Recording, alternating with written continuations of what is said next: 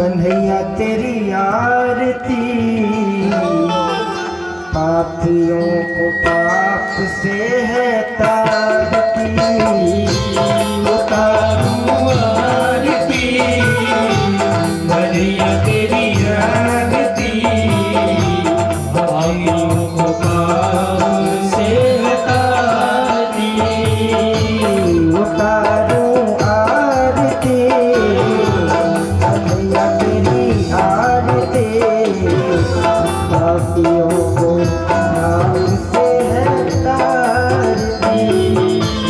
उतारूं तेरी आरती, कन्हैया तेरी आरती, पापियों को पाप से है तारती। अमर ग्रंथ ये मुक्ति पंथ ये पंचम वेद निराला। हमारे ग्रंथे मुक्ति पंथ ये पंचम वेद निराला। ज्योति जगाने वाला, हरि दर्श कराने वाला। ज्योति जगाने वाला, दर्श कराने वाला। करनी है दुख हरनी करनी है दुख हरनी, मधुसूदन की आरती। उतारूं आरती, कन्हैया तेरी आरती, पापियों को नाम से है तारती। उतारूं तेरी आरती, कन्हैया तेरी आरती, पापियों को पाप से है तारती। शांति गीत पावन पुनीत का गुण गाने वाला।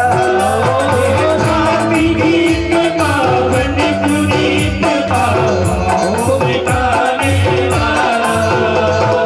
तरस कराने वाला, प्रभु राम मिलाने वाला। तरस कराने वाला, राम मिलाने वाला। राम यही है घनश्याम यही है, राम यही घनश्याम यही महिमा की आरती। उतारूं आरती, कन्हैया तेरी आरती, पापियों को पाप से उतारूं तेरी आरती, कन्हैया तेरी आरती, पापियों को पाप से है तारती। पाप से है तारती। पापियों को पाप से है तारती। पापियों को पाप से है तारती। आरार्तिक्यं समर्पयामि नमः। ओम यानि कानि च पापानि जन्मान्तकृतानि च तानि सर्वाणि नश्यन्तु प्रदक्षिणामि पदे पदे। भूमिसन्धाप्यो जलेन शीतलीकरणं मा पुष्पै देवाधिवन्दनम्। भवं भास्वरं भस्मनाभूषिताङ्गं भवानी कलत्रं भजे पञ्चवक्त्रम्।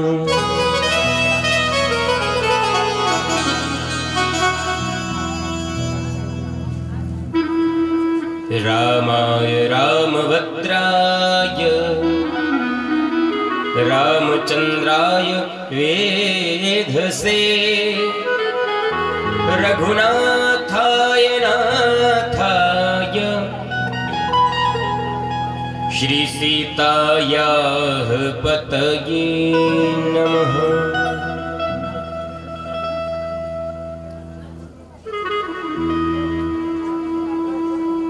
वंशी विभूषित करा नवनीरदाभा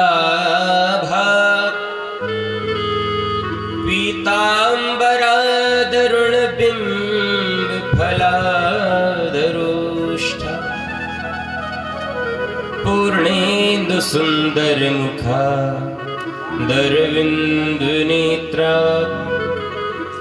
कृष्णात् परं किमपि तत्त्वमहं न जाने।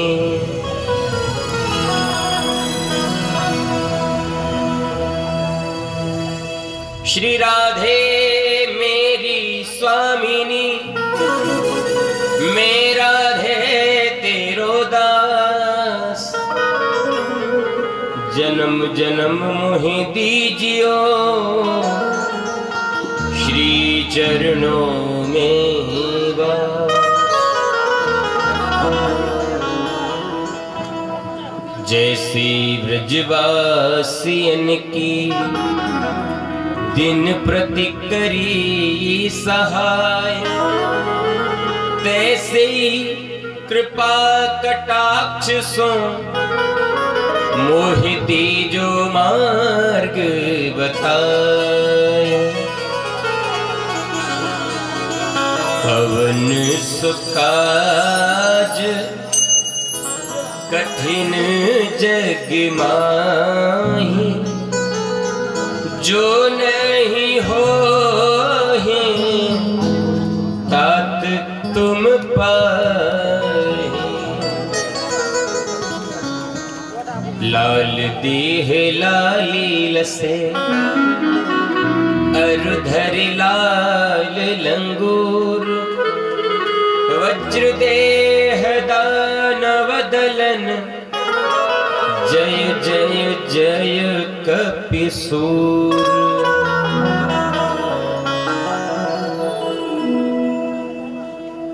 गिरीशं गणेशं गले नीलवर्णं, गवीन्द्रादिरूढं गुणातीतरूपं, भवं भास्वरं भस्मनाभूषितांगं, भवानी कलत्रं भजी पंचवक्त्रं।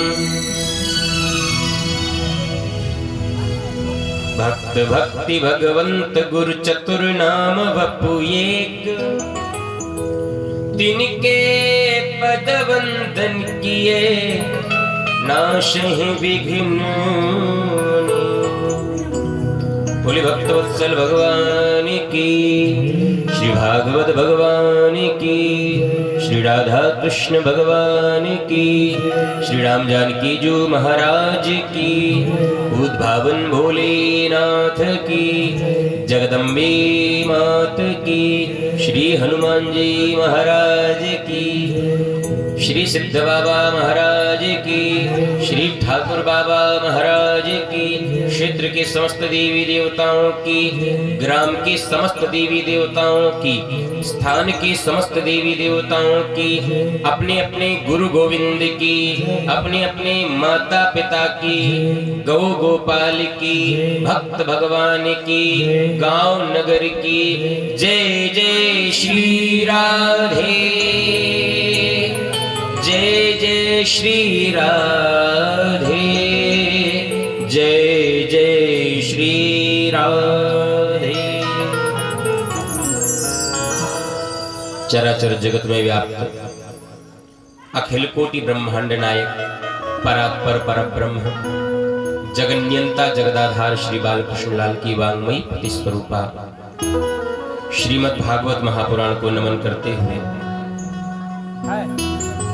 श्री राधा कृष्ण भगवान के पावन चरणों में नमन, श्री राम जानकी जी महाराज के पावन चरणों में नमन।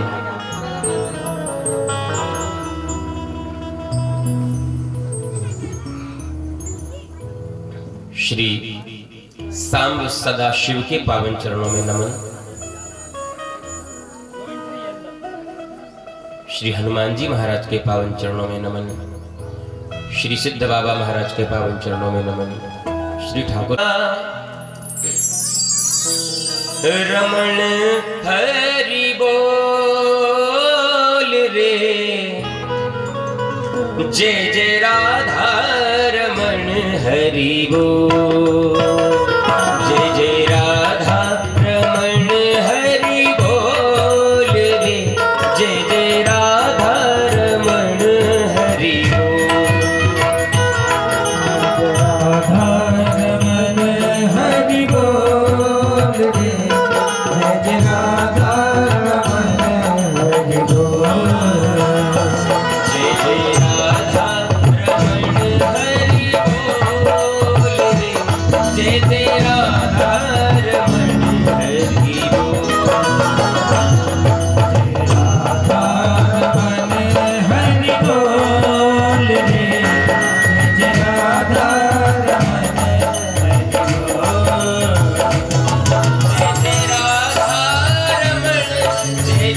राधारमण जय जय राधारमण जय जय राधारमण जय जय राधारमण जय जय राधारमण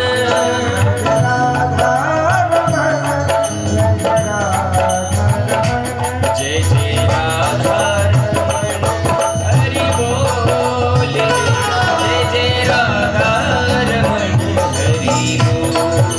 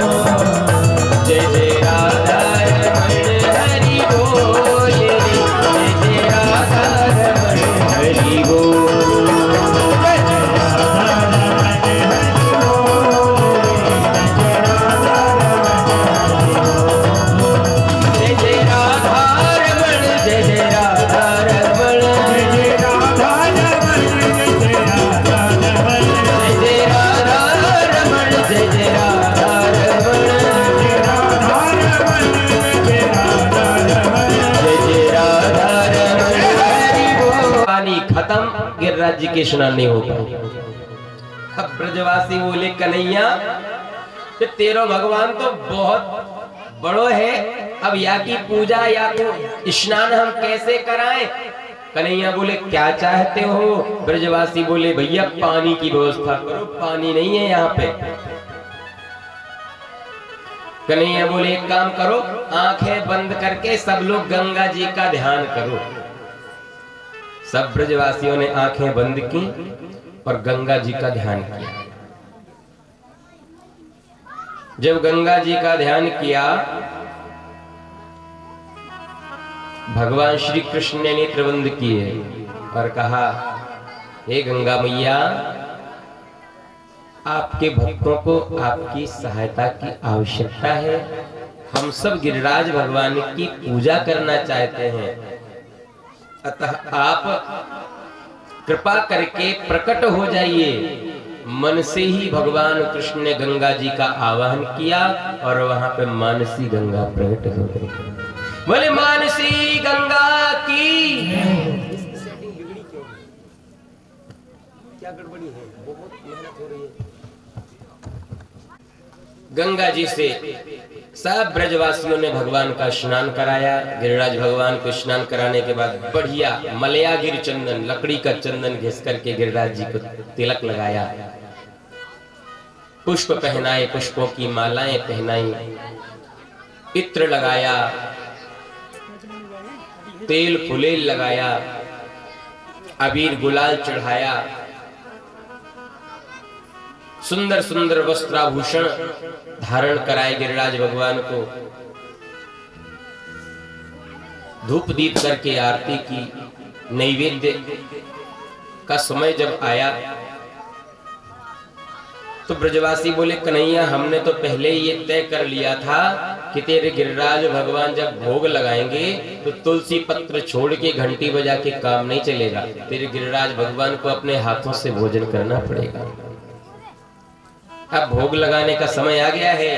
तो कन्हैया बोले ठीक है ब्रजवासियों, आंखें बंद करके गिरिराज जी से प्रार्थना करो कि प्रभु अब भोग आरोग हो।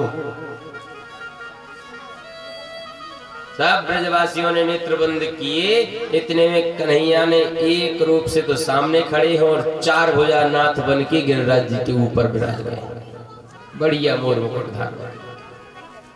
बोले गिरिराज महाराज की।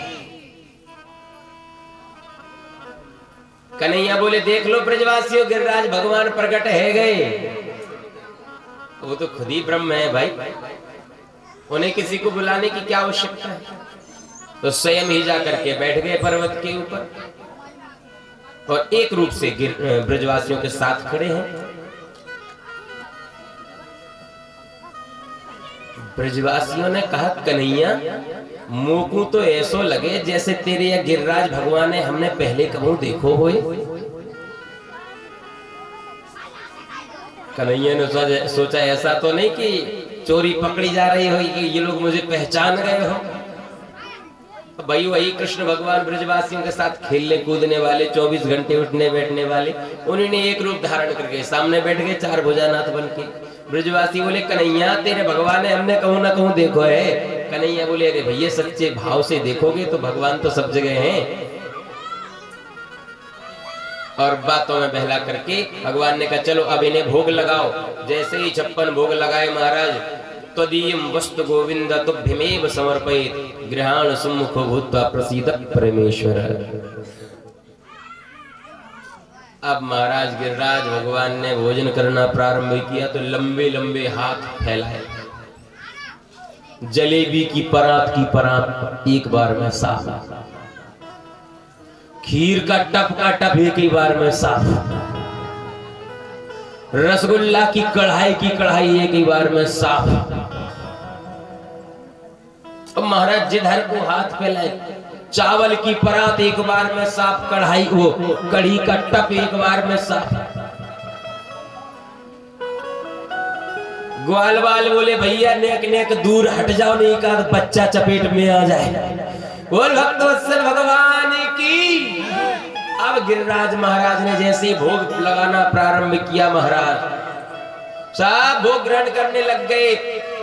ग्वालों ने कहा कन्हैया मुंह को लगे तेरो भगवान कई बरसन से भूखो है, अरे कम से कम हमारे काजे प्रसाद तो छोड़ दे थोड़ा बहुत।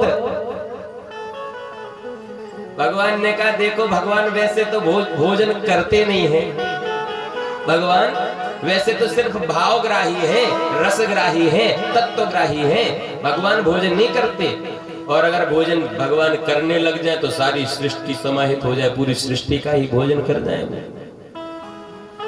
इसीलिए भगवान सिर्फ भाव के भूखे होते हैं, भोजन के नहीं। हम अगर भगवान भोजन करने लग जाए ना तो हम और आप कभी दूध का भोग होने लगाएंगे, कभी 10-10, 12-12 रोटियां उनके सामने रख देते हैं, 56 भोग रख देते हैं, क्या सोच के कि भोग के बाद मिलना तो हमें ही है? अगर ये सोचने लग जाए कि तो भगवान साफ कर देंगे तो ये समझ लो कि भक्तों की संख्या 2% बचेगी।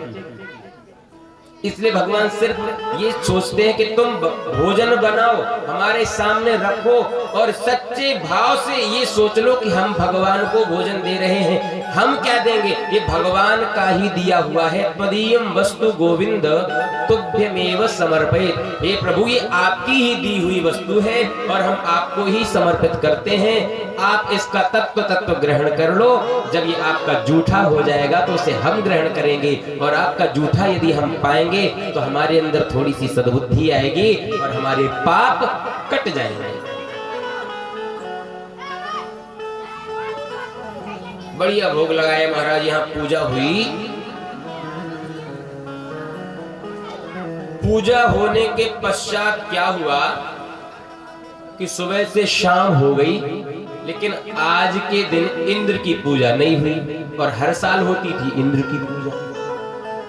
अब इंद्र सजे धजे बैठे हैं सिंहासन पर स्वर्ग में कि अब ब्रजवासी हमारा आवाहन करेंगे, हमारा यज्ञ करेंगे, हमारा पूजन करेंगे, हमें बढ़िया 56 भोग लगाएंगे। इंद्र तैयारी में सजे धजे बैठे हैं और आज ब्रजवासियों ने उन्हें पूछा नहीं, आज ब्रजवासियों ने उन्हें पूछा नहीं, ना उनका आवाहन किया।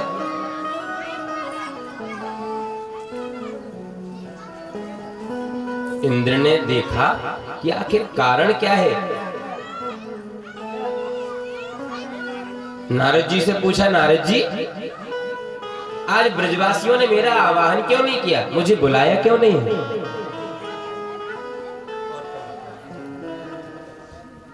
आज ब्रजवासियों ने मुझे बुलाया क्यों नहीं है? नारद जी बोले अब ब्रजवासी आपको कभी नहीं बुलाएंगे। कहा क्यों? बोले अब तो वो श्री कृष्ण की पूजा करने लगे हैं। देखो वहां पे एक पर्वत के ऊपर बैठे हैं श्री कृष्ण, वो नंद के लाला, उन्हीं की पूजा हो रही है। इंद्र ने कहा अच्छा, तो नंद के लाला की व अहीर के छोरा की इतनी शक्ति है गई कि अब देवराज इंद्र का सामना करेगा, देवराज इंद्र की पूजा बंद करवाएगा। सांवर्तक नाम के मेघ गणों को बुलाया। गणम सांवर्तकम नाम मेघानां चान्तकारिणं, गणम सांवर्तकम नाम मेघानां चान्तकारिणं, इंद्रः प्राचोदयत् क्रुद्धो, इंद्रः प्राचोदयत् क्रुद्धो, वाक्यं चाहे शमायत, गणं सांवर्तिकं नाम, गणं सांवर्तिकं नाम। सांवर्तक नाम के मेघों को आदेश दिया। आप लोग जानते हैं सांवर्तक मेघ क्या होते हैं? जानते हैं? नहीं जानते। सांवर्तक अग्नि भी होती है और सांवर्तक मेघ भी होते हैं। जब किसी देश के देश को डुबोना हो तो सांवर्तक मेघों की बरसात होती है, और जब किसी देश के देश को समाप्त करना हो, जला के राख करना हो, तो सांवर्तक अग्नि की वर्षा होती है। जी हाँ, अग्नि की भी बारिश होती है। सांवर्तक मेघ जब बरसते हैं तो इसकी बूंदें पता है कितनी बड़ी होती हैं? अखंड मूसलाधार, मूसल के जैसी मोटी मोटी धारें।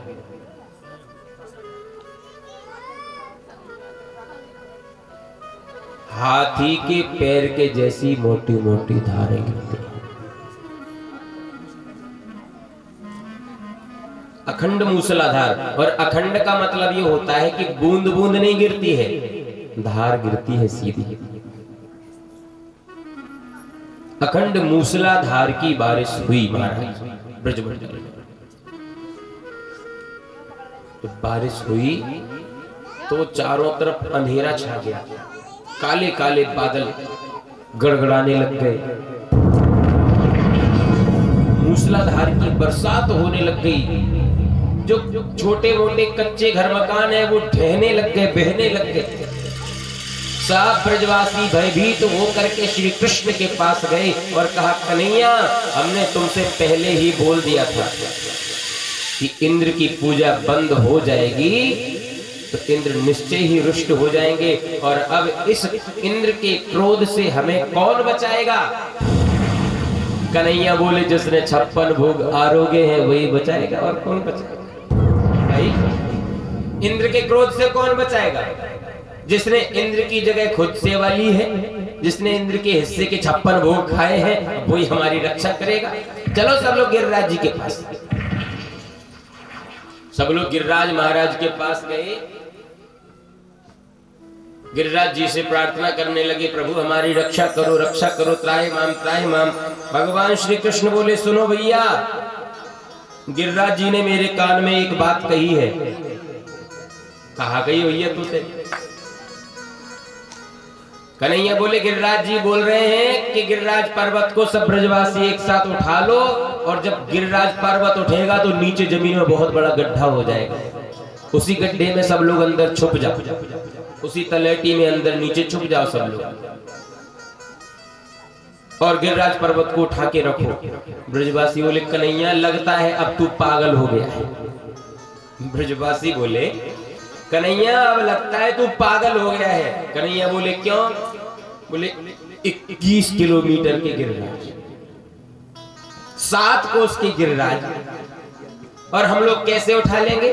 भाई 10-50 किलो को कोई पत्थर हो तो अलग बात है, 1-2 क्विंटल को भी पत्थर हो तो अलग बात है, लेकिन 7 कोस को पर्वत कौन उठाएगा? कन्हैया बोले, देखो भैया, भगवान ने जैसी मोते कही सो मैंने तुमसे कही, अब तुम कोशिश करो या ना करो ये तुम्हारे ऊपर है। ब्रजवासियों ने कहा, भैया एक बार कोशिश करके देख लो, मरता क्या नहीं करता, मर तो रही है, कोशिश करके देख लो, शायद उठ जाए। सब ब्रजवासियों ने महाराज गिरिराज पर्वत में नीचे से हाथ लगाया, और जैसे ही कन्हैया ने हाथ लगाया तो अपने आप गिरिराज जी ऊपर उठते चले जाते, स्पर्श करते। बोले गिरिराज महाराज की, गिरिवरधारी भगवान श्री कृष्ण की। आज भगवान को एक नया नाम मिल गया, गिरिधारी।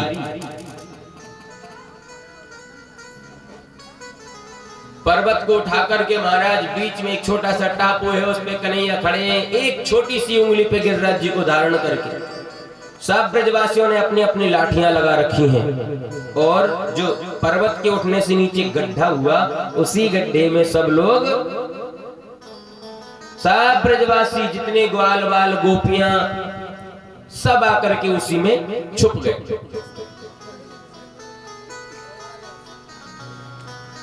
एक दिन, 2 दिन, 3 दिन, 4 दिन अखंड मूसलाधार की बरसात चल रही है।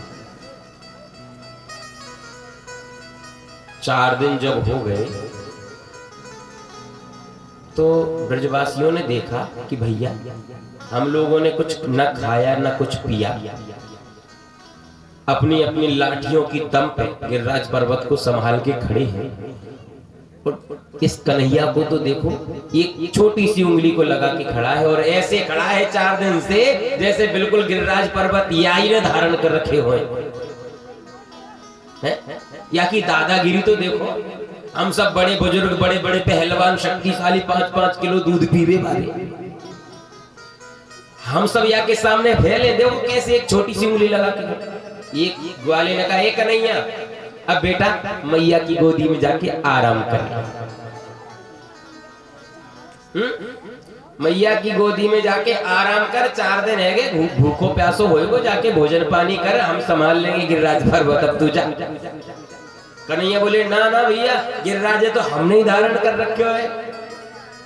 अब लोग और दूर दूर से हंसने लगे। देख लो भैया, इतने बड़े 7 कोस के गिरिराज पर्वत को धरती में धरे ये 1.5 फुट के कन्हैया ने अकेले धारण कर रखे, वो भी छोटी सी उंगली। एक काम कर कन्हैया, तू अपना हाथ हटा ले, हमें तेरे वास ऐसा न चाहिए। कन्हैया बोले तो ठीक है भैया, हटा लो। हाँ हटा ले भैया। अच्छा हटा लो, हटा ले, संभालियो। हाँ हाँ तू हटा ले भैया। जैसे ही कन्हैया ने अपनी उंगली को थोड़ी सी नीचे किया, हटाई नहीं, थोड़ी सी नीचे को झुकाई, तो सबकी बड़ी बड़ी लाठियां चट चट करके टूटने लग गई। ओ ग्वाल बाल बोले कन्हैया संभाल, कन्हैया संभाल, लाला संभाल, ये गिरिराज पर्वत तो तेने धारण कर रखे है। 7 दिन हो गए महाराज, 7 दिन 7 रात्रि तक अखंड मूसलाधार की बरसात हुई और भगवान एक उंगली पर गिरिराज जी को धारण करके रखे।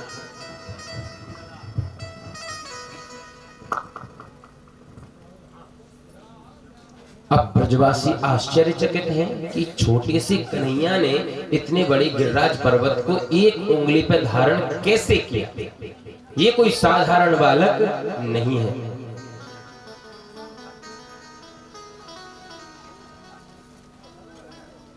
ये कोई साधारण बालक नहीं है।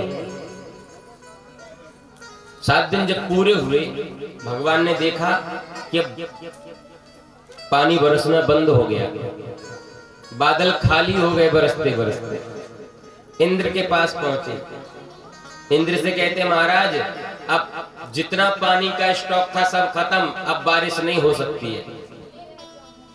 इंद्र ने कहा कि 7 दिन में बारिश हुई है तो 7 दिन में तो पूरा ब्रजमंडल क्या पूरा भारत देश बह गया होगा।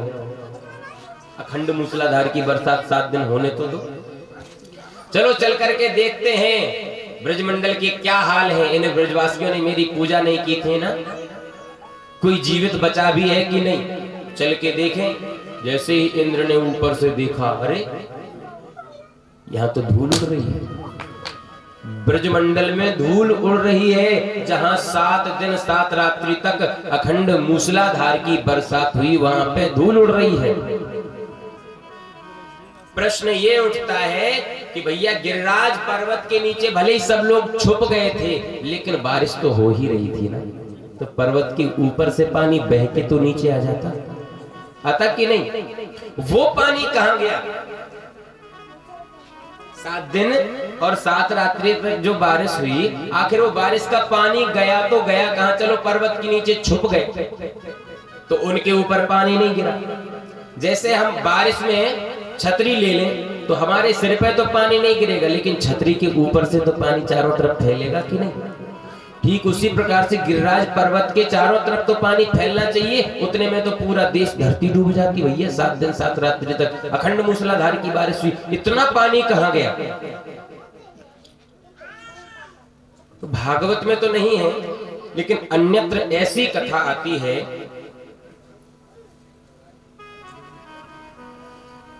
कि एक बार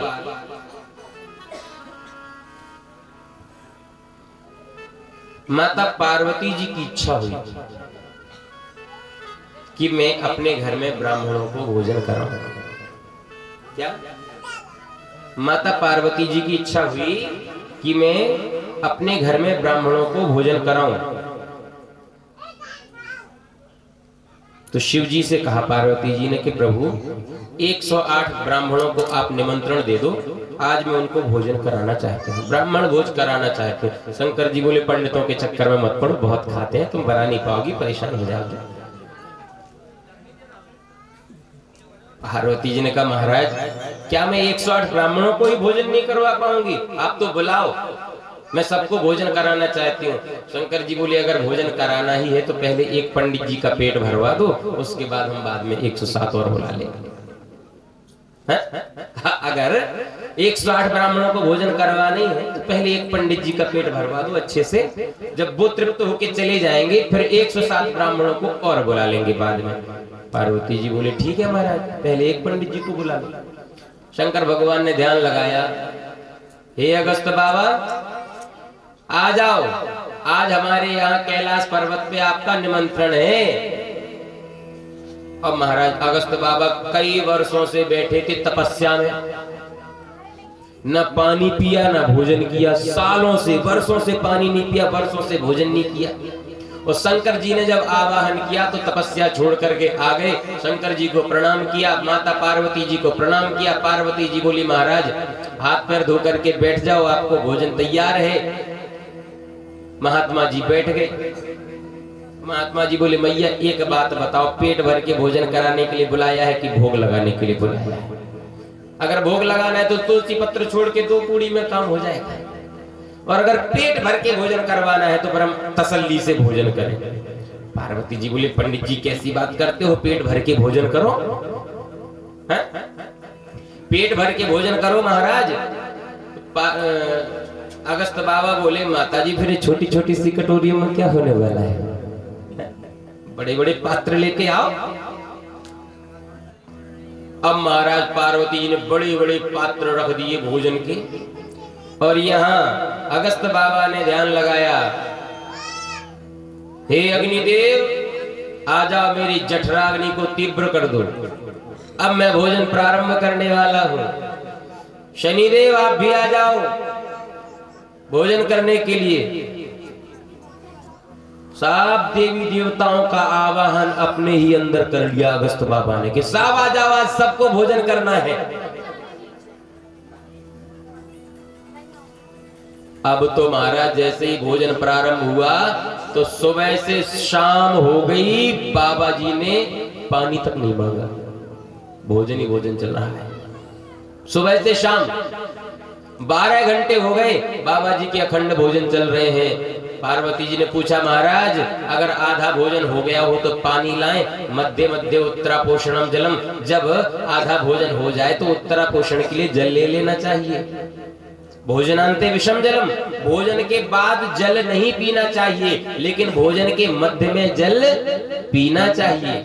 जब आधा भोजन हो जाए तो थोड़ा सा पानी पीना चाहिए। आपका भोजन आधा हो गया हो तो पानी लाएं। अगस्त बाबा बोले माता जी अब हम शर्म थोड़ी करेंगे आपसे, आधा भोजन हो जाएगा तो हम खुद ही पानी मंगवा लेंगे, आप तो जाओ तस्मई लेके आओ। अब महाराज पार्वती जी परोस रही हैं, 24 घंटे हो गए, मतलब पूरी रात बीत गई, बाबा जी भोजन नहीं कर रहे हैं। मतलब दिन बीता सो बीता, रात भी बीत गई, बाबा जी भोजन नहीं कर रहे हैं। पार्वती जी परोस रही हैं, बना भी रही हैं। 1 दिन 2 दिन 3 दिन 4 दिन 5 दिन हो गए, और 5 दिन तक बाबा जी का भोजन खत्म नहीं हुआ, भोजन करते जा रहे हैं। पार्वती जी वहां बनाती जा रही हैं। अब तो 5वें दिन बाबा जी से पूछा महाराज अगर भोजन आधा हो गया हो तो पानी की व्यवस्था करें। नहीं नहीं माता जी बहुत स्वादिष्ट भोजन है, आधा होते ही पानी हम खुद मंगवा लेंगे, आप तो जाओ मालपुआ लेके आओ। पार्वती जी ने सोचा 5 दिन हो गए, बाबा जी का आधा भोजन नहीं हुआ, मतलब अगर अभी बाबा जी का आधा भोजन होता तो हम समझ जाते कि 10 दिन में पूरा हो जाएगा, लेकिन 5 दिन हो गए आधा भोजन नहीं हुआ। अब क्या करें? शंकर जी के पास गई, बोले महाराज पंडित जी का तो भोजन पूरा ही नहीं हो रहा। शंकर जी बोले 107 और आ रहे हैं, 108 को भोजन करवाना था ना। बोले 107 और, अरे बोले रुक जाओ महाराज एक तो फ्री हो जाए, फिर 108 का नाम अभी मत लो, एक पंडित जी के तो भोजन हो जाए पूरे। शंकर जी बोले हमने कहा था पंडितों के चक्कर में मत पड़ो, बहुत खाते हैं। पार्वती जी बोली महाराज कुछ करो। शंकर जी बोले हम कुछ नहीं कर सकते भाई, अपने दरवाजे में कोई आया है भोजन करने के लिए, भूखा थोड़ी उठाएंगे, अब तो पेट भर के भोजन कराओ उसको।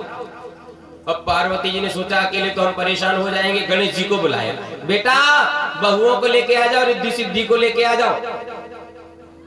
अब महाराज गणेश जी आ गए वहां से रिद्धि सिद्धि को लेकर के। गणेश जी हलवाई बने बैठे, बढ़िया पूड़ियां निकाल रहे हैं, और रिद्धि सिद्धि पूड़ियां बेल रही हैं, जलेबी मालपुआ रबड़ी बालूशाही खूब बढ़िया बढ़िया व्यंजन बन रहे हैं। और पार्वती जी के पास एक काम बचा है, क्या? परोसगारी करने का। केवल परोस रही है पार्वती जी। 6 दिन 7 दिन 8 दिन 9 दिन 10 दिन 11 दिन 12 दिन हो गए। महाराज भोजन आधा हो जाए तो पानी माता जी बहुत स्वादिष्ट भोजन है, आप तो तस्मई लेके आओ, बहुत स्वादिष्ट भोजन है, आधा हो जाएगा तो हम खुद बता देंगे। 13, 14, 15, 16, 17, 18 दिन हो गए भोजन करते करते। कितने? अगस्त बाबा ने 18 दिन तक अखंड भोजन किया बिना रुके,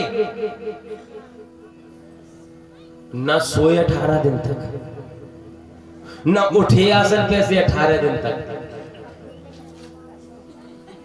न पानी पिया 18 दिन तक, केवल भोजन कर रहे हैं। और न पार्वती जी को सोने दिया 18 दिन तक, क्योंकि वो बराबर परोस रही है, चाहे दिन हो चाहे रात हो, भोजन तो परोस नहीं है। न खुद सोए न जजमान को सोने दिया। और जब 18 दिन हो गए तो पार्वती जी के पसीने पसीने हो गए महाराज। अब तो पार्वती जी ने बाबा जी से फिर पूछा, महाराज आधा भोजन तो नहीं हुआ अभी? नहीं माता जी, आधा भोजन होते ही हम आपको बता देंगे, अभी तो जाओ आप मालपुआ लेके।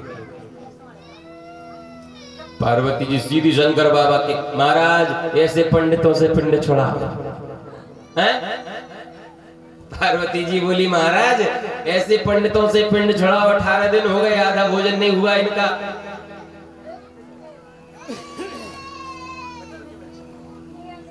अब तो भैया अपने अपने बच्चों को संभालो और ज्यादा हो तो भागवत जी पे चढ़ा जाओ, हम बाबा जी बना देंगे। हैं?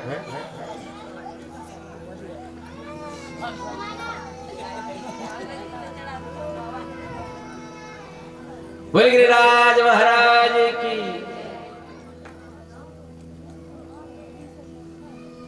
शंकर जी बोले, भैया हम कुछ नहीं कर सकते, अभी तो पेट भर के भोजन कराना पड़ेगा। पार्वती जी ने विष्णु भगवान का ध्यान लगाया, हे विष्णु भगवान अब आप कुछ करो। विष्णु भगवान बोले, हम क्या करें माता जी? बोले, कुछ तो करो, जब सब संकट आता है हम पर तब तब आप ही काम आते हो।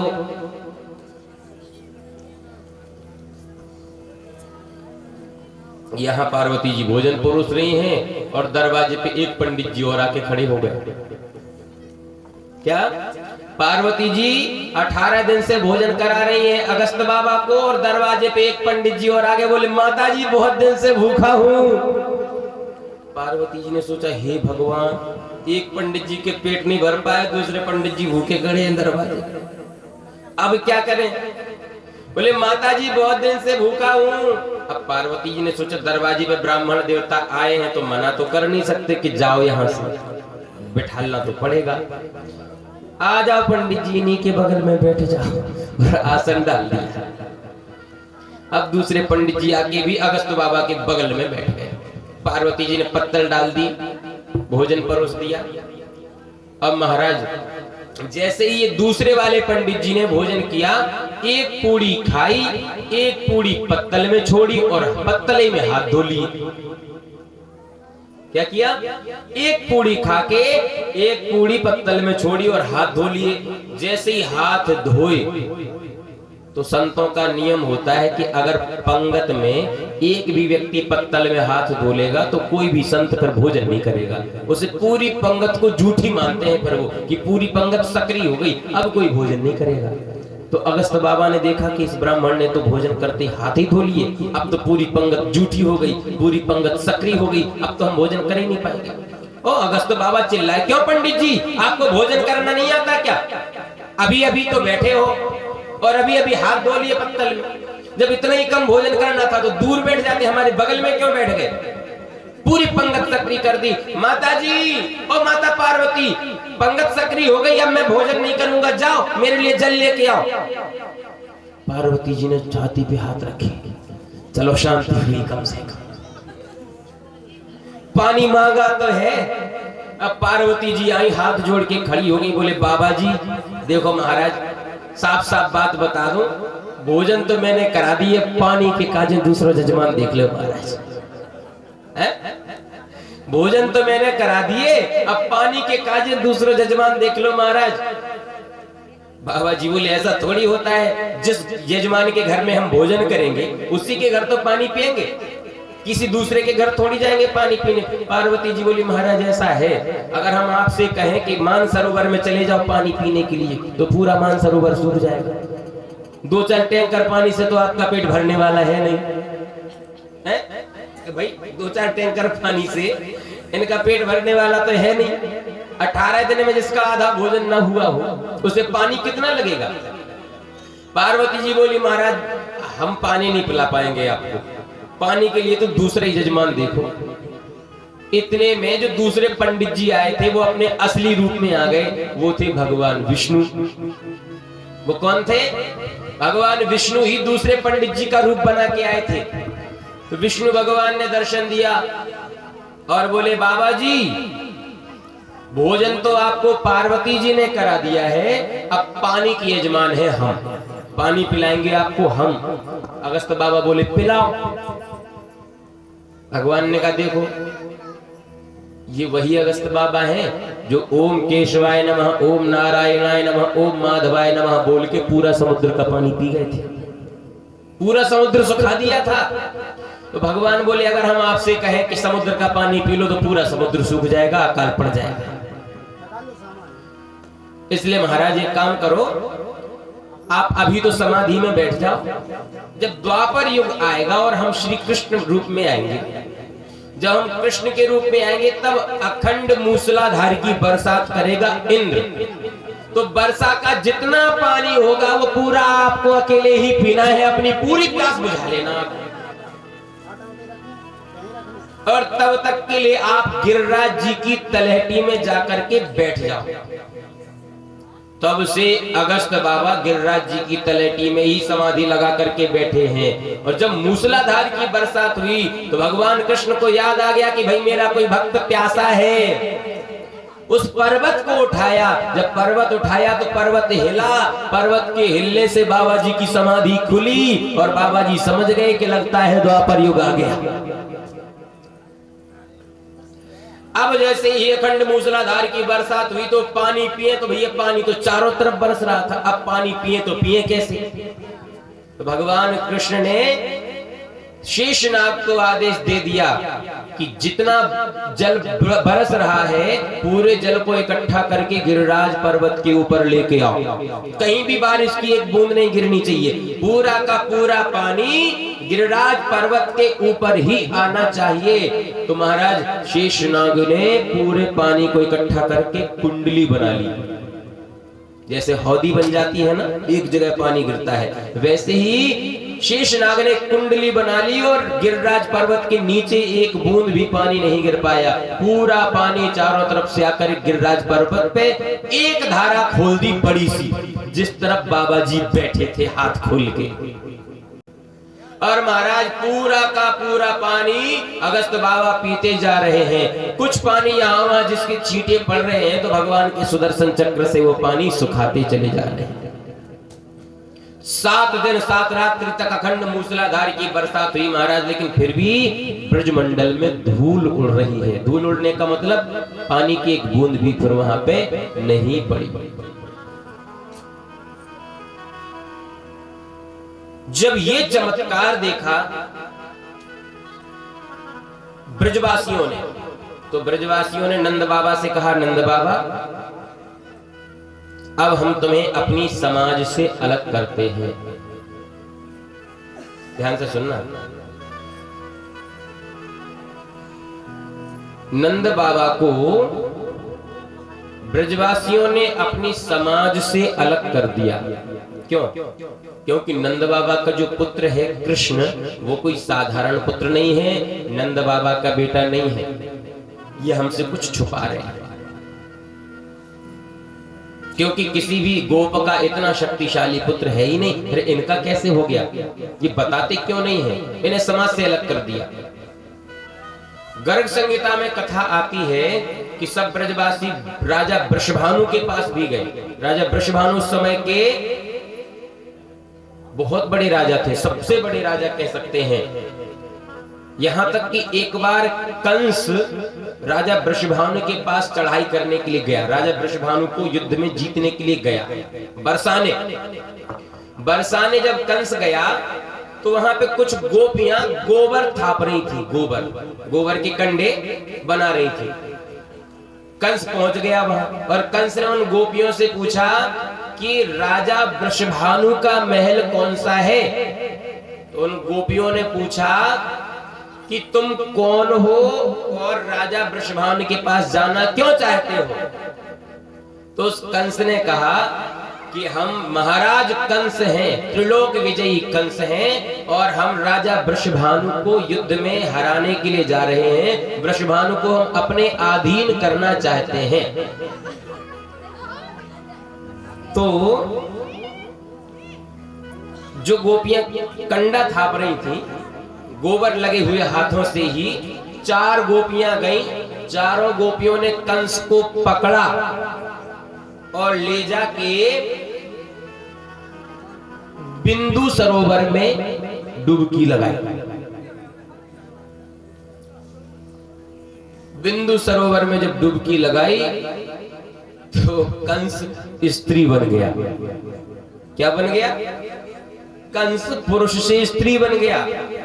और 6 महीने तक उन गोपियों ने कंस से कंडा थपवाए, गैया की सेवा करवाई, गैयाओं को खूब स्नान करवाए, खूब गौशाला में झाड़ू लगवाए। जब 6 महीने हो गए तब उस कंस ने गोपियों से हाथ जोड़े और कहा कि एक बार छोड़ दो, दोबारा कभी बरसाने में आने का नाम नहीं लेंगे। तो उन गोपियों ने फिर से उस कंस को उसी जल में स्नान करवाया और वो पुनः पुरुष बन गया और वृषभानु के पास नहीं गया, वापस अपने राज्य में लौट गया। ये महिमा थी बरसाने की और राजा वृषभानु की। तो राजा वृषभानु के पास जब ये ब्रजवासी गए, वृंदावनवासी गए और वृषभानु से कहा कि महाराज आप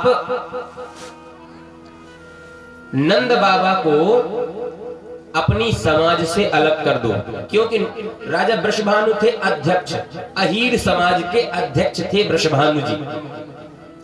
तो कहा कि आप अध्यक्ष हो, इसलिए आप भी नंद बाबा को समाज से अलग कर दो। हम सब ने तो अलग कर ही दिया।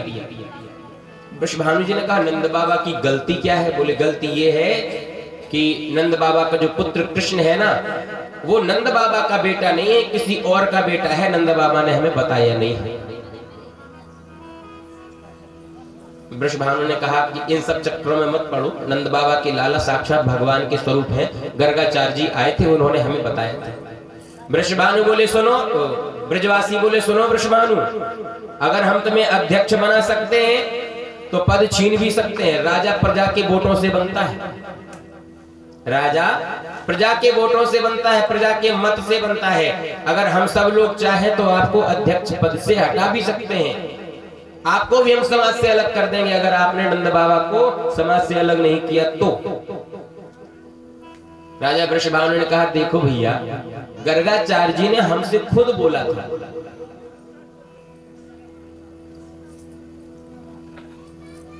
कि भगवान श्री कृष्ण जो हैं वो साक्षात नारायण समूह गुण ही, साक्षात भगवान नारायण ही कृष्ण के रूप में आए हैं। तो ऐसी ऐसी लीलाएं कोई बड़ी बात नहीं है। ब्रजवासी बोले अगर ये भगवान है तो परीक्षा लो, यदि ये भगवान है तो परीक्षा लो कि कैसे भगवान है, सिद्ध करें। राजा वृषभानु ने ये गर्ग संहिता की कथा सुना रहे हैं। इतनी कथा ये भागवत में नहीं है जो हम सुना रहे हैं अभी आपको, ये गर्ग संहिता की कथा है। राजा वृषभानु ने 1000 छकड़ा अर्थात 1000 बैलगाड़ी मुक्ता मणियों की मालाएं भेजी। बैलगाड़ियों में 1000 मुक्तामणियों की मालाएं भेजी। और मुक्तामणि इतनी कीमती थी कि नंद बाबा के पास नहीं थी, नंद बाबा के पास नहीं थी। और नियम ऐसा होता है कि अगर सगुन भेजा जाए, सगुन के रूप में भेजा था। नंद बाबा से कहा वृषभानु ने कि आपका लाला कृष्ण और हमारी लाली राधा, हम दोनों का विवाह करना चाहते हैं, इसलिए राधा की सगुन के लिए अभी हम आपको भेज रहे हैं 1000 मुक्तामणि। और आप बदले में जब राधा जी की गोदी भरने के लिए आओगे तो 2000 मुक्तामणि लेकर के आओगे। अब नंद बाबा के पास 1000 मुक्तामणि जब पहुंच गई तो नंद बाबा रात्रि में नींद नहीं आई। नंद बाबा सोच रहे हैं कि अब 2000 मुक्तामणियों की मालाएं हम कहां से भेजें, 2000 मुक्तामणियों की मालाएं हम कहां से भेजें। इतने में कृष्ण भगवान आ गए। कन्हैया ने पूछा बाबा किस बात की चिंता है? नंद बाबा बोले लाला बड़ी चिंता तो ये है कि वृषभानु जी ने 1000 मुक्तामणियों की मालाएं भेजी हैं। 1000 गाड़ियों में 1000 मुक्तामणियों की मालाएं भेजी हैं। अब इनकी 2 गुनी करके हमें भेजना है, हम कैसे भेज पाएंगे, हमारे पास तो है ही नहीं। कन्हैया बोले इतनी सी बात, चलो कोई बात नहीं। अब कन्हैया ने क्या किया, एक मुक्तामणि की माला भगवान ने चोरी कर ली, एक माला भगवान ने चोरी कर ली और रात्रि में ही गए एक एक दाना निकाल के पूरे खेत में फेंक दिए दाने, खेत में फेंक दिए दाने, मोती के उस मुक्तामणि के दाने खेत में फेंक दिए। अब प्रातः काल जब हुआ तो नंद बाबा ने सोचा भैया इनका वृषभानु जी का सगुन हमें वापस करना पड़ेगा। भाई जितना लिया उतना तो वापस कर दो, दोगुना नहीं दे पाएंगे तो जितना लिया उतना तो वापस कर दे। जब पूरी गिनती की तो उनमें से एक माला कम, एक माला कम। अब नंद बाबा और चक्कर में पड़ गए कि हमारे पास तो एक माला भी नहीं है कि हम अपनी गांठ से लगा करके दे दें। अब क्या होगा, झूठा कलंक और लगेगा कि नंद बाबा ने चोरी कर ली। अब नंद बाबा और परेशान, यशोदा जी से पूछे, बलराम से पूछे, कन्हैया से पूछा, कन्हैया क्या तुमने एक माला देखी इसमें से? कन्हैया बोले हाँ मैंने देखी। बोले कहाँ है? बोले खेत में बोए थे हम तो रात में। नंद बाबा बोले लाला वो कोई अनाज नहीं है, वो कोई अन्न थोड़ी है जो तुम खेत में बो दोगे और दूसरे दिन 4 महीने बाद हो जाएगा। वो तो मणि है, मुक्तामणि है, वो खेत में नहीं होती है। चलो चल के ढूंढते हैं एक एक दाना। कन्हैया बोले चलो। और जैसे ही कन्हैया और नंद बाबा ये सब लोग आए तो जिस खेत में मुक्तामणि बोई थी उस खेत में बड़े बड़े पेड़ है महाराज मुक्तामणियों के, और 1-1 लाख मुक्तामणि लटक रही है एक एक पेड़ में। क्या? एक एक पेड़ में 1-1 लाख मुक्तामणियां लटक रही हैं। पूरा खेत जगमगा रहा है। सब के सब हर्षित हो गए, नंद बाबा प्रसन्न हो गए। कन्हैया बोले बाबा जितनी मुक्तामणियां चाहिए उतनी भरो, लेकिन हमारा विवाह नहीं रुकना चाहिए। बोल भक्तवत्सल भगवान की। बोले भागवत में तो राधा जी का स्पष्ट रूप से नाम नहीं आया है, क्योंकि श्री सुखदेव जी राधा जी को अपना गुरु मानते हैं, और अगर सुखदेव जी एक बार राधा जी का नाम लेते थे तो 6 महीने तक समाधि लग जाती थी सुखदेव जी की, और परीक्षित जी को कथा सुननी थी केवल 7 दिन में। इसलिए कभी भी सुखदेव जी ने राधा जी का नाम कथा के बीच में, जब तक परीक्षित जी को कथा सुनाई तब तक राधा जी का नाम नहीं लिया। इसका मतलब ये नहीं है कि भागवत जी में राधा जी का नाम है ही नहीं। वो तो जो भागवत सुखदेव जी ने परीक्षित को सुनाई उसमें राधा जी का नाम नहीं है। मतलब सुखदेव जी ने जो भागवत सुनाई उसमें राधा जी का नाम नहीं है, लेकिन सनकादिकों ने जो नारद जी को कथा सुनाई उसमें राधा जी का नाम बिल्कुल होगा। क्यों नहीं होगा? वो तो सुखदेव जी ने इसलिए राधा जी का नाम नहीं लिया कि कहीं मेरी समाधि ना लग जानी तो 6 महीने निकल जाएंगे और 7 दिन में मरने का श्राप लगाए परीक्षित को, कथा पूरी कैसे हो पाएगी। राधा कृष्ण का विवाह हुआ है भैया। लोग कहते हैं कि राधा और कृष्ण का विवाह नहीं हुआ और मंदिरों में राधा कृष्ण की ही मूर्तियां मिलती हैं। ये तो गलत प्रचार जा रहा है, गलत प्रचार नहीं है। जब गर्गाचार्य जी भगवान कृष्ण का नामकरण संस्कार करके वृषभानु के पास बरसाने गए थे, उसी समय गर्गाचार्य जी ने कह दिया था राजा वृषभानु से कि वृषभानु तुम्हारी पुत्री राधा और नंद बाबा के लाला कृष्ण ये दोनों कोई साधारण नहीं है। राधा कृष्ण स्वरूपाम्बई कृष्णम राधा स्वरूपिण। राधा और कृष्ण अनादि काल से एक हैं, अलग नहीं है। इसलिए आप जाकर के भांडीर वन में अपनी कन्या को लेकर के पहुंचो, और मैंने नंद बाबा से भी बोल दिया है वो भी भांडीर वन में अपने कृष्ण को लेकर के पहुंचेंगे और दोनों का विवाह करवा दो। तो गर्गाचार्य जी की आज्ञा से गुप्त रूप में, पता नहीं चला लोगों को, गुप्त रूप में नंद बाबा कृष्ण को लेकर के गए। तब छोटे से थे कृष्ण भगवान, छोटे से कृष्ण भगवान थे। नंद बाबा कन्हैया को लेके गए और वृषभानु जी राधा को लेकर के गए भांडीर वन में, और वहां पे ब्रह्मा जी का आवाहन किया गर्गाचार्य जी ने। मतलब भगवान का विवाह गर्गाचार्य जी ने नहीं पढ़ा, ब्रह्मा जी को बुलाया। ब्रह्मा जी आए और ब्रह्मा जी के आते ही राधा कृष्ण ने अपना विशाल रूप धारण कर लिया, विराट रूप धारण कर लिया, दिव्य रूप धारण करके राधा कृष्ण का विवाह हुआ। इसका दर्शन राजा वृषभानु ने भी किया था और नंद बाबा ने भी किया था और गर्गाचार्य जी ने भी किया था। इनका विवाह जब संपन्न हो गया तो ब्रह्मा जी वापस चले गए और कृष्ण और राधा पुनः बाल रूप में हो गए। और कृष्ण के पिता कृष्ण को लेके अपने घर गए और राधा जी के पिता राधा जी को लेके अपने घर गए।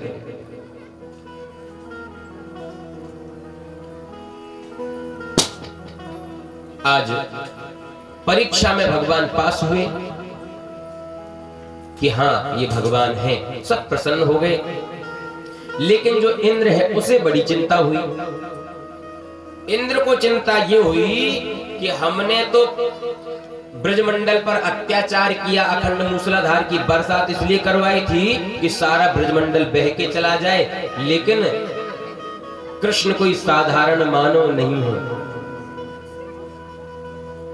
अभिमान का जो भूत है वो कब उतरता है? जिस बात का हमें अभिमान है, जिस शक्ति का हमें अभिमान है, वो शक्ति जब फैल हो जाए तब हमारा अभिमान टूटता है।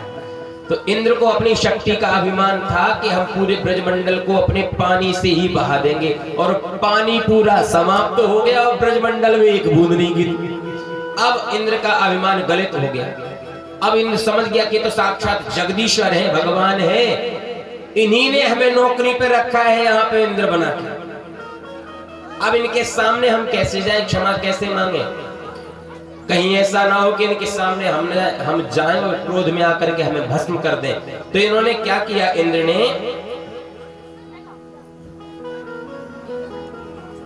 कामधेनु गाय को आगे किया। कामधेनु गाय को आगे किया, क्योंकि भगवान अवतार क्यों लेते हैं? विप्रधेनु सुर संत हित लीन मनुज अवतार, निजी इच्छा निर्मित तनु माया गुण गोपाल। विप्र, धेनु, सुर और संत, इनके हित के लिए भगवान अवतार लेते हैं, क्योंकि इन्हीं से सनातन धर्म मजबूत होता है। तो गाय को आगे कर दिया इंद्र ने कि अगर गाय आगे रहेगी तो गाय के ऊपर भगवान क्रोध कर ही नहीं सकते। जैसे ही गाय को भगवान कृष्ण ने देखा, सौम्य दृष्टि से देख रहे हैं। इंद्र आया, चरणों में लेट गया। इंद्र भगवान के चरणों में लेट गया, हाथ जोड़ के प्रार्थना कर रहा है। इंद्र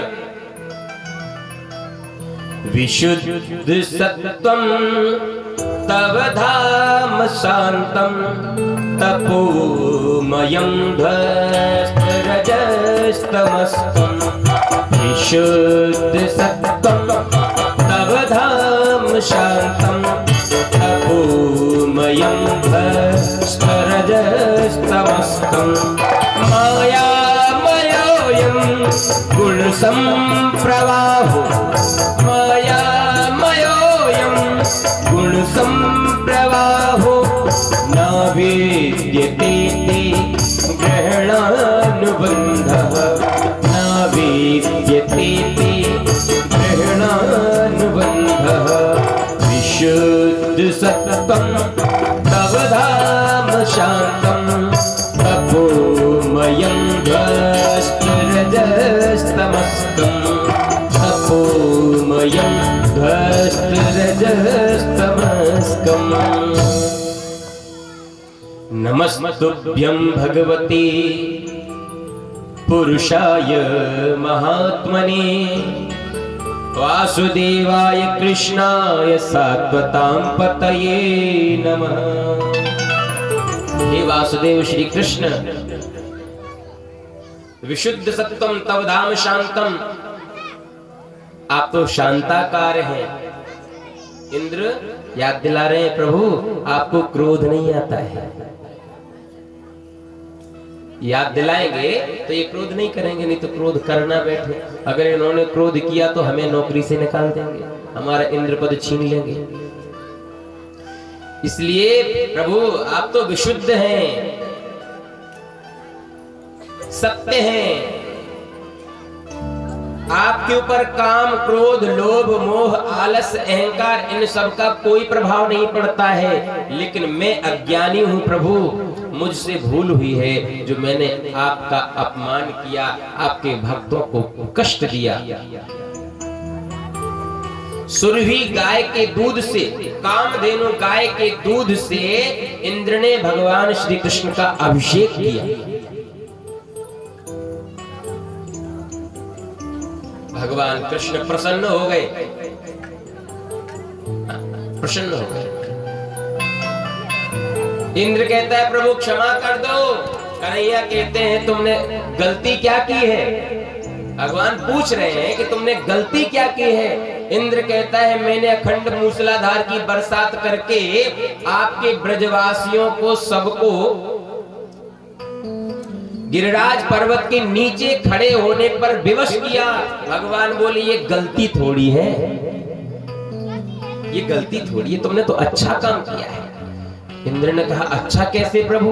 भगवान बोले ब्रह्मा ने मेरे ग्वाल बालों को, गाय बछड़ों को मुझसे दूर किया था, वो अपराध था। भक्त भगवान से अलग हो जाए ये अपराध है। मुझसे मेरे भक्तों को जो दूर कर देता है वो अपराध होता है। ब्रह्मा ने अपराध किया था, लेकिन तुमने जब बारिश की तो सारे ब्रजमंडल के मेरे जितने भक्त हैं वो सब के सब 7 दिन तक मेरे ही आंखों के सामने खड़े रहे, मुझे घेर करके खड़े रहे, मेरे पास रहे। तुमने तो बहुत अच्छा काम किया। इसे कहते हैं अकारण करुणा वरुणालय। मतलब बिना कारण के भगवान प्रसन्न हो जाते हैं, करुणा कर देते हैं। और इंद्र गए गोवर्धन पूजा के पश्चात एकादश्याम निराहारः समभ्यर्च जनार्दनम्, एकादश्याम निराहारः समभ्यर्च जनार्दनम्, स्नातुं नन्दस्तु कालिन्द्या, स्नातुं नन्दस्तु कालिन्द्या, द्वादश्यां जलमाभिष, द्वादश्यां जलमाभिष। एक दिन एकादशी की रात्रि आई। नंद बाबा का नियम था कि एकादशी का व्रत निर्जल करते थे, बिना पानी पिए। तो आज एकादशी आई, नंद बाबा ने व्रत किया और रात्रि में कीर्तन किया। और अर्धरात्रि में अर्थात आधी रात्रि में ही नंद बाबा यमुना जी में स्नान करने के लिए चले गए। आधी रात्रि में ही जब नंद बाबा स्नान करने के लिए गए तो आधी रात्रि में किसी भी नदी में स्नान नहीं करना चाहिए। क्या आधी रात को किसी भी नदी में स्नान नहीं करना चाहिए? तो जल के स्वामी वरुण हैं, वरुण देव के जो दूत हैं वो शयन करते हैं जल में, वो जाग जाते हैं, क्रोधित हो जाते हैं। जैसे ही नंद बाबा ने अर्धरात्रि में यमुना जी में स्नान किया तो वरुण देव के दूत नंद बाबा को पकड़ के ले गए यमुना जी में, अंदर ही अंदर पकड़ के ले गए। कहां पहुंचे? वरुण लोक। जल के स्वामी जो वरुण देव हैं उनके लोक में ले गए और खंबे से बांध दिया नंद बाबा। अब सुबह जैसे प्रातः काल हुआ तो नंद बाबा का कमंडल रखा है, नंद बाबा की पगड़ी रखी है, नंद बाबा की खड़ाऊ रखी है, नंद बाबा की लाठी रखी है, लेकिन नंद बाबा का पता नहीं कहां है। छोटे छोटे ग्वाल वाले यशोदा जी के पास गए, बोले मैया नंद बाबा तो यमुना जी में डूब के मर गए। क्योंकि सुबह 4 बजे स्नान करने के लिए जाते थे, रोज उसी जगह जाते थे जहां पे कमंडल और उनकी पगड़ी लाठी रखी है। लेकिन अब नंद बाबा नहीं है, आज तो बहुत धूप निकल आई। यशोदा जी बड़ी चिंतित हुई, परेशान हो गई, रुदन करने लगी। कन्हैया ने समझाया, बोले मैया रोने की आवश्यकता नहीं है, मैं सब जानता हूँ नंद बाबा कहाँ गए, तुम धैर्य धारण करो, मैं अभी लेके आता हूँ। और कन्हैया ने यमुना जी में छलांग लगाई। अब भैया ये तो वो है ना, ब्रजे बसंतम नवनीत चौरम गोपांगनानाम चदकुल चौरम अनेक जन्मार्जित पाप चौरम चौराग्रगण्यम पुरुष। बोले चोरों के सरदार हैं ये। कौन है? चोरों के सरदार। और जो चोरों का सरदार होता है उससे क्षेत्र भर की डकैती का पता होता है कि कौन कौन ठेका कहाँ कहाँ है, कौन कौन से डेरा पे कहाँ कहाँ चोरियां होती हैं और कौन कौन कर सकता है। कन्हैया ने यमुना जी में छलांग लगाई, सीधे वरुण लोक पहुंचे बिना पूछे, सीधे वरुण लोक। और वहां वरुण देव बैठे थे सिंहासन पर, नंद बाबा बंधे थे बगल में खंबा से। जैसे ही वरुण देव ने देखा कि कृष्ण भगवान आए हैं, सरदार आ गए, अब तो वरुण देव ने आसन छोड़ा अपना। वरुण देव तुरंत सिंहासन से खड़े हो गए, बोले प्रभु हमें बुला लेते, हम आपके पास आ जाते, आपको यहाँ आने की क्या जरूरत थी, आपने कष्ट क्यों किया, आप विराजो महाराज। कृष्ण भगवान को बढ़िया सिंहासन पे बिठाया। नंद बाबा बगल में बंधे बंधे देख रहे हैं कि हमारे लाला की पूजा हो रही है। वरुण देव हाथ जोड़ रहे हैं, प्रार्थना कर रहे हैं, प्रभु आप खुद क्यों आ गए, आप तो हमें बता देते, हम आपके पास आ जाते। कन्हैया बोले अच्छा, जब हम यहाँ आ गए तो बड़ी सेवा कर रहे हो, और जब तक हम नहीं आए तो देखो हमारे पिताजी बने हैं तुम्हारे यहाँ खंबे से अपराधी की भांति। अरे प्रभु गलती हो गई, हमने थोड़ी बांधा है, तो हमारे दूत है ना, हमारे सेवक है ना, ये बड़े पागल हैं, इन्हें पता ही नहीं था कि आपके पिताजी हैं, इसलिए वो बंदी बना के लिए। अरे मूर्खों छोड़ो, ये नंद बाबा है, हमारे भगवान के पिताजी हैं, छोड़ो इनको। और तुरंत महाराज जल्दी पल्दी नंद बाबा को छोड़ा, जैसे कोई डॉन पहुंच जाए बड़ा छोटे मोटे डाकू के पास, और कोई बड़ा डॉन 10, 20, 50 गाड़ियां 1000, 2000 हथियार लेकर के छोटे मोटे डाकू के पास पहुंच जाए तो अपने आप कह दे भैया ने छोड़ दो, जान बची तो लाखों पाए। वैसे वरुण देव बोले भैया ने छोड़ दो, ये तो सरदार है भगवान श्री कृष्ण, इनके पिताजी को बंदी क्यों बनाया, छोड़ो। नंद बाबा को छोड़ दिया, भगवान की आरती की, अभिषेक किया, वरुण देव ने स्वागत किया और माथा टेक के 10-10 बार प्रणाम किया। नंद बाबा सब देख रहे हैं कि मेरे कन्हैया को तो बड़ा जलवा है भैया दूसरे लोगों में। धरती पे हम कनुआ कनुआ बोले जाए, माखन चोर बोले, चीर चोर बोले, काले कलूटा बोले, और यहाँ के तो भैया बड़े जलवे हैं। अब जैसे ही कन्हैया नंद बाबा का हाथ पकड़ ले वृंदावन को जाने लगे, तो नंद बाबा बोले कन्हैया हम वृंदावन नहीं जाएंगे। बोले फिर कहां जाओगे? बोले हम समझ गए कि तुम भगवान हो, अब तो हम बैकुंठ चलेंगे। भगवान बोले बैकुंठ में कुछ नहीं रखा है, क्या करोगे बैकुंठ जाके? अरे बोले बैकुंठ चलेंगे हम। कन्हैया बोले पहले महल में चलो, उसके बाद देखेंगे। कहा ठीक है। अब भैया नंद भवन में आ गए। सब ग्वाल वालों को नंद बाबा ने बताया कि मेरो लाला वरुण लोक से मुझे छुड़ा के लाया है,